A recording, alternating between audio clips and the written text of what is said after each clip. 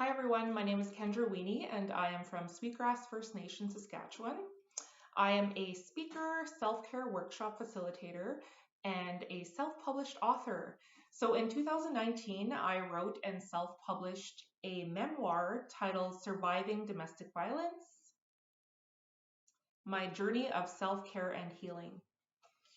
So I want to talk a bit about my journey and kind of the events that led me to writing the book and then the opportunity that's kind of come from writing the book in a couple years ago. So I grew up in Sweetgrass First Nation from the age of about 5 to 18. And prior to living in Sweetgrass, me and my mom and my 3 other siblings lived in Big River First Nation, Saskatchewan. So just a couple hours north of the community that we're from.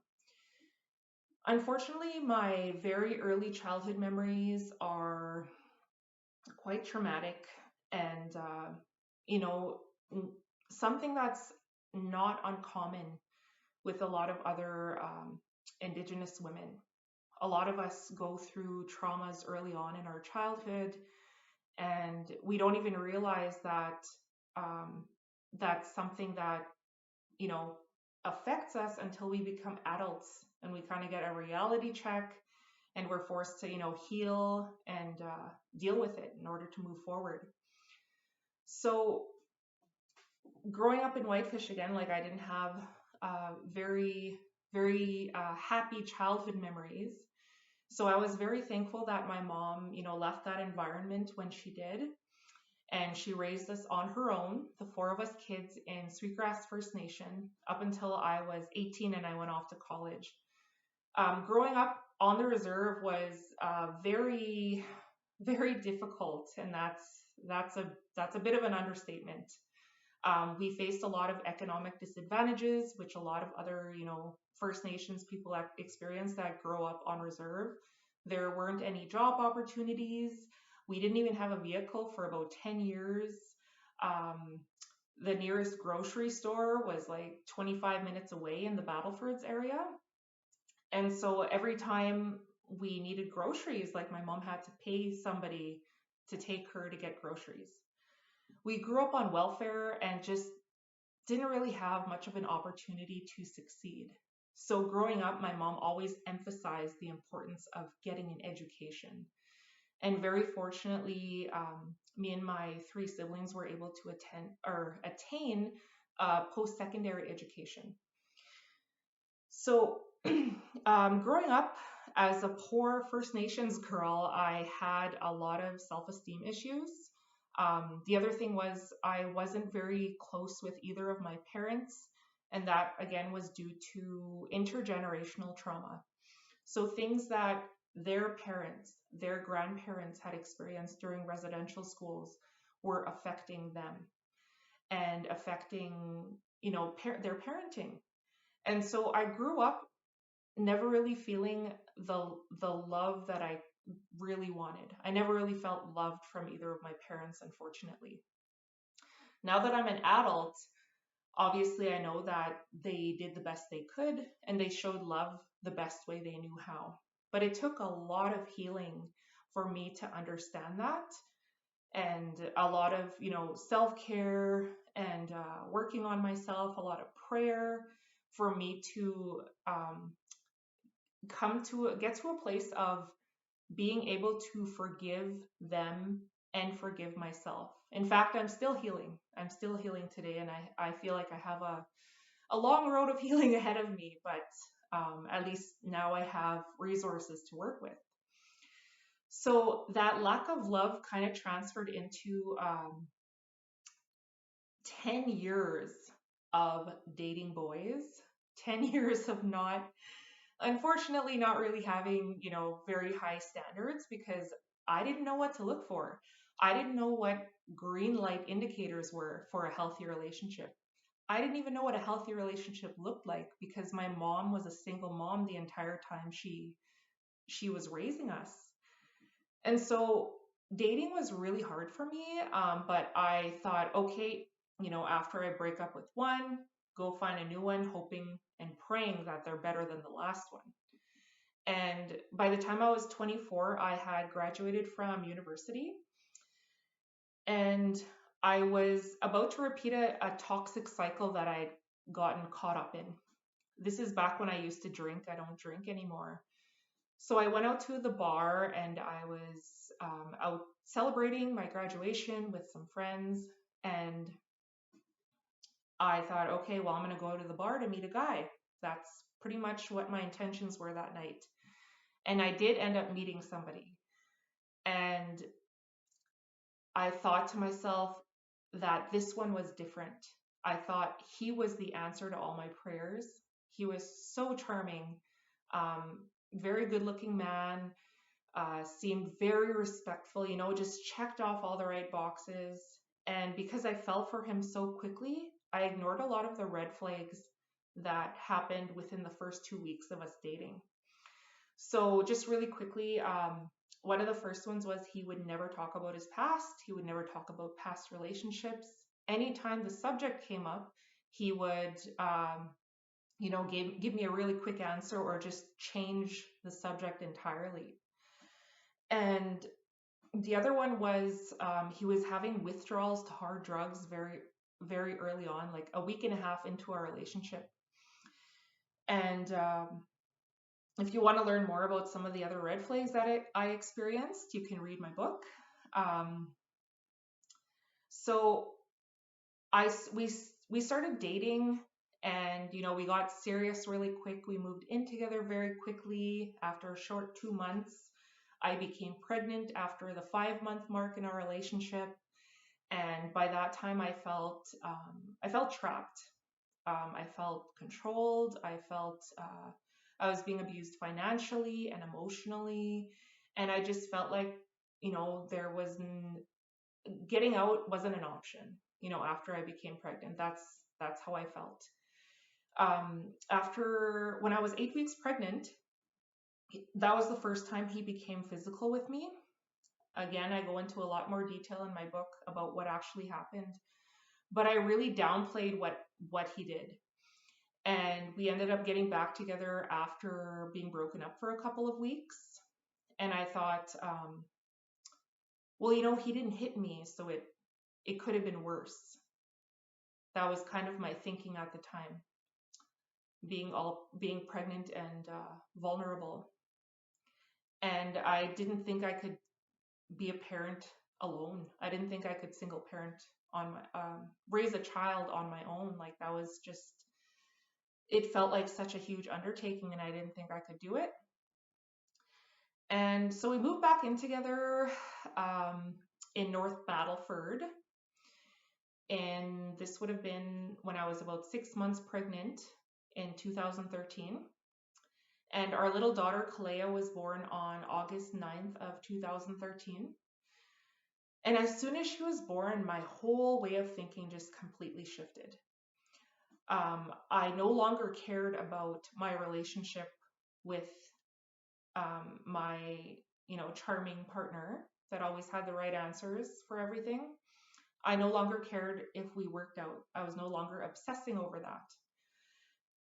I decided to shift my focus to helping myself, to setting a good example for this tiny little baby. Like, oh my goodness, it's crazy. Like, when the first time you hold a newborn, it's an amazing feeling.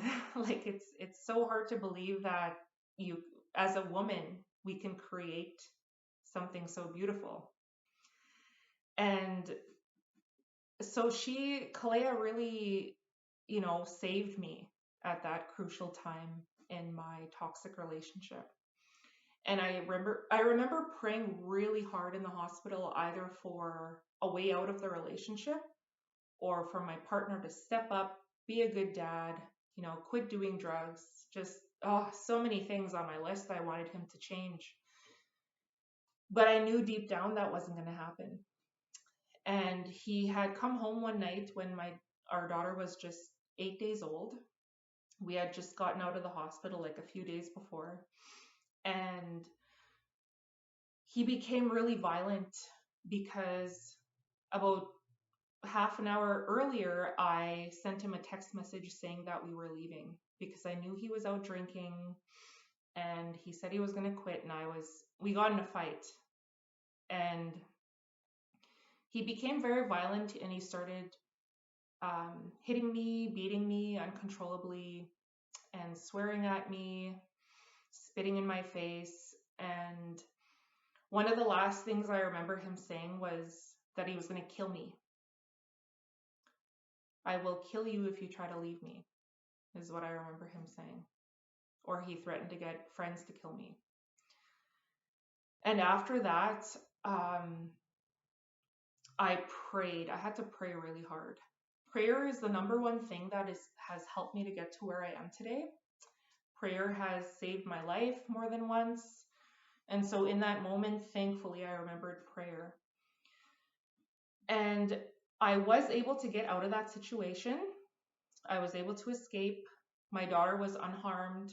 And I had suffered from a concussion, which is also known as a brain injury.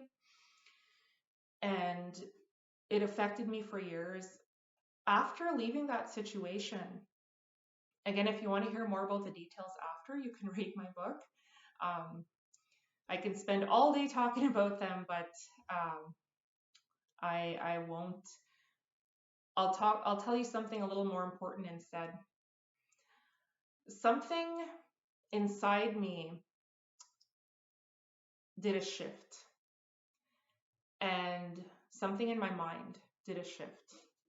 And I started to think, I am never going to attract a good partner again if I don't change something. If I don't start being kind to myself, if I don't start taking care of myself, and if I don't start speaking kind words to myself, nothing's going to change. So I had to learn self-care from scratch at the age of 25 years old. As a brand new mom, single mom, I had to learn self-care. I had to learn how to take care of myself. I started with positive self-talk, and that's still a really hard one. A lot of people struggle with that one. So I actually had to fake it for like almost a year. I look in the mirror each morning and, say something kind to myself, even though most of the time I didn't mean it. But I had to start somewhere, even if I had to fake it. I had to start getting active again after my body healed. I had to go to counseling at least once a week because I was just in shock and full of anxiety for at least a year. I had pretty sure I had post-traumatic stress disorder, even though I didn't want to admit it at the time.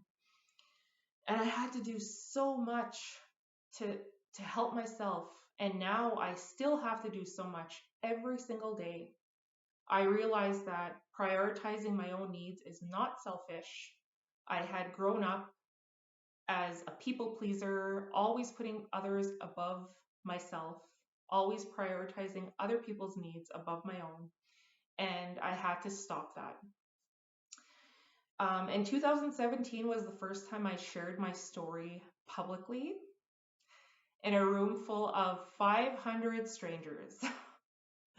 The crazy thing is, I thought I was going to be talking to youth, but I was actually presenting to adults, and I broke down. Like, I knew going into that I was going to cry at some point, and I did. Like, I really quickly, like 2 minutes, talked about how my ex-partner almost beat me to death while holding our little tiny 8-day-old newborn in his arms. And sharing that for the first time, I think anybody would break down. But I remember seeing some women in the audience grab some tissue and, wiping away tears. And after I, got myself together, I thought, wow, maybe my story really can help people. So, and all these speaking opportunities started coming up. I started doing self-care workshops mostly with youth initially. 2 years ago was the first one I did. And in 2018, I started writing my book, my memoir. Again, I was filled with so much self-doubt. Like it's so hard writing a book about yourself. It's like you're finished and then you feel like you're going to sell your journal. Like that's how personal it is. That's how hard it is. But it's also incredibly healing.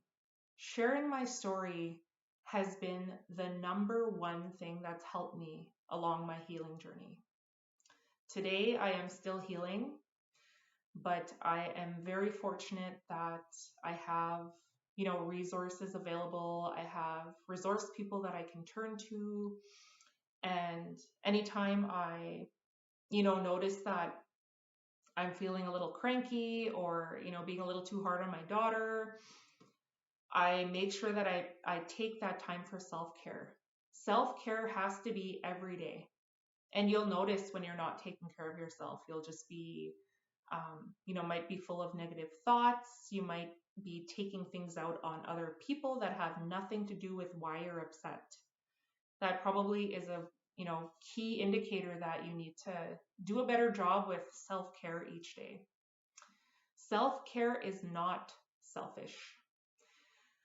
I want to thank each and every one of you for listening to my story, listening to my journey, and I want to wish you all the best of luck with the rest of the pandemic. I'm not sure, we don't have a clue as to how much longer the pandemic is going to last, but I wish you all good health and stay safe, and good luck with your healing journeys. Thanks, everyone.